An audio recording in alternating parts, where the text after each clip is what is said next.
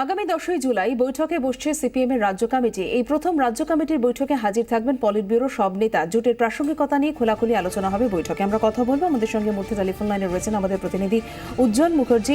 উজ্জ্বল, আগামী 10ই জুলাই যে সিপিএম এর রাজ্য কমিটির বৈঠক বসবে, সেই বৈঠকে মূলত কি বিষয় নিয়ে আলোচনা হবে? দেখো, কেন্দ্রীয় কমিটি যেখানে শেষ করেছিল 10ই জুলাই রাজ্য কমিটির বৈঠকে কিন্তু সেখান থেকে আলোচনা শুরু হবে। কেন্দ্রীয় কমিটি একটা সিদ্ধান্ত গ্রহণ করেছিল যে কংগ্রেসের সঙ্গে জোট করে পার্টির যে লাইন, সেই লাইন ভেঙেছে হচ্ছে সিপিএম রাজ্য কমিটি, এবং তারা এই যে বিষয়টাকে সেটাকে রেকটিফাই করার দরকার আছে, সেটাকে নিয়ে রিভিউ করার দরকার আছে।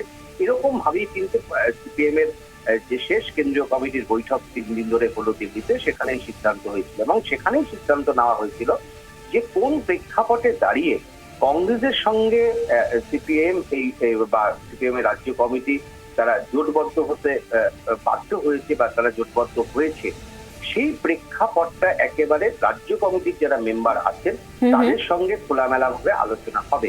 এবং সেই কারণেই আগামী 10 তারিখে সকাল থেকে রাত পর্যন্ত রাজ্য কমিটির বৈঠক চলবে এবং সীতারাম ইয়েচুরি সহ সমস্ত পলিট ব্যুরোর মেম্বার যারা এই বৈঠক উপস্থিত থাকবেন, তারা রাজ্য কমিটির সদস্যদের কাছ থেকে তাদের বক্তব্য শুনবেন। এবং এটা কিন্তু নজিরবিহীন যে গোটা পলিট ব্যুরো একটা রাজ্যের রাজ্য কমিটির সঙ্গে বসছে, এটা গুরুত্বপূর্ণ। ধন্যবাদ উজ্জ্বল। উজ্জ্বল মুখার্জি আমাদের প্রতিনিধির সঙ্গে আমরা কথা বললাম।